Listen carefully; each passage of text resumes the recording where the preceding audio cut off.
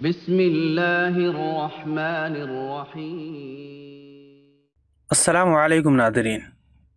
ایک صاحب لکھتے ہیں کہ اٹیچ باتھ روم میں غسل کرنا کیسا ہے، اور غسل کرتے وقت ننگے ہوتے ہیں، کیا اس طرح غسل ہو جاتا ہے؟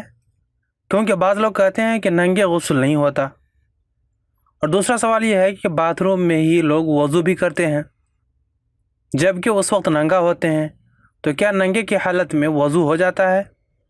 اور تیسرا سوال یہ ہے کہ حدیث میں ہے کہ بسم اللہ پڑھے بغیر وضو نہیں ہوتا، تو کیا اگر وضو کے شروع میں بسم اللہ نہیں پڑھے تو کیا وضو ہوگا یا نہیں؟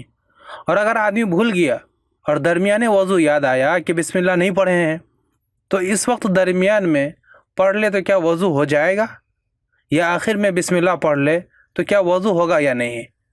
مکمل تفصیل جواب دیں۔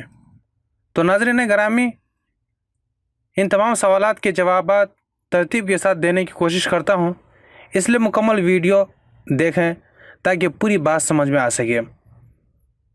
تو چلیے بڑھتے ہیں پہلے سوال کی جانب۔ پہلا سوال یہ ہے کہ اٹیچ باتھ روم میں غسل کرنا کیسا ہے؟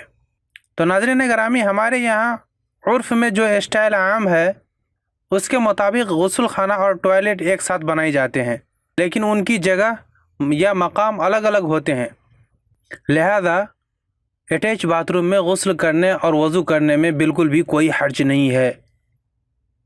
دوسرا مسئلہ کہ ننگے کی حالت میں غسل اور وضو ہوتا ہے یا نہیں۔ تو ناظرین گرامی، غسل خانے یا کسی بھی ایسے محفوظ مقام پر جہاں کوئی دوسرا شخص سطر نہ دیکھ سکے، وہاں برہنہ یعنی ننگا ہو کر غسل کرنے میں کوئی حرج نہیں ہے، لیکن کھلی جگہ جہاں لوگوں کا آنا جانا ہو وہاں پر ننگا ہو کر غسل کرنے کی ممانعت ہے، جیسا کہ حدیث مبارکہ میں ہے عن يعلى أن رسول الله صلى الله عليه وسلم رأى رجلا يغتسل بالبراز بلا إزار فصعد المنبر فحمد الله وأثنى عليه ثم قال إن الله عز وجل حي ستير يحب الحياء والستر فإذا اغتسل أحدكم فليستتر۔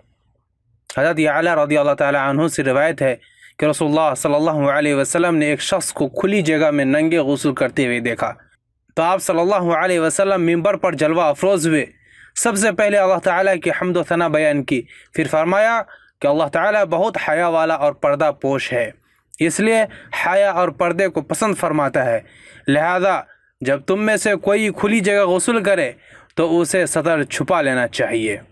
مذکورہ حدیث سے معلوم ہوا کہ اصل مقصد دوسرے لوگوں سے سطر چھپا کر غسل کرنا ہے، چاہے وہ کپڑے سے چھپا لیں یا دیواروں کی آڑ میں، یعنی کوئی دوسرا شخص سطر نہ دیکھ سکے تو مقصد پورا ہو جاتا ہے، لہذا بند غسل خانے میں برہنہ ہو کر غسل کرنا جائز ہے اور بلا کراہت غسل ہو جاتا ہے۔ اور جب ننگے کی حالت میں غسل جائز ہے تو وضو بھی ننگے کی حالت میں جائز ہے۔ تیسرا مسئلہ کہ وضو کے شروع میں بسم اللہ پڑھنا بھول گیا تو کیا وضو ہو جائے گا؟ اس کا جواب یہ ہے کہ وضو کے شروع میں یا ہر عضو کے دھوتے ہوئے بسم اللہ پڑھنا مسنون اور باعث برکت ہے۔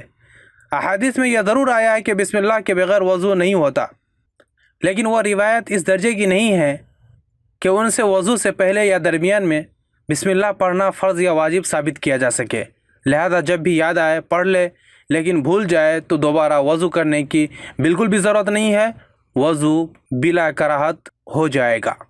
آج کے لیے اتنا ہی۔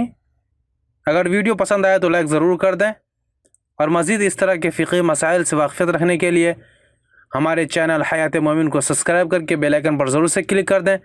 ملتے ہیں پھر کسی نئی ویڈیو کے ساتھ، تب تک اپنا بہت سارا خیال رکھیے گا۔ فی امان اللہ۔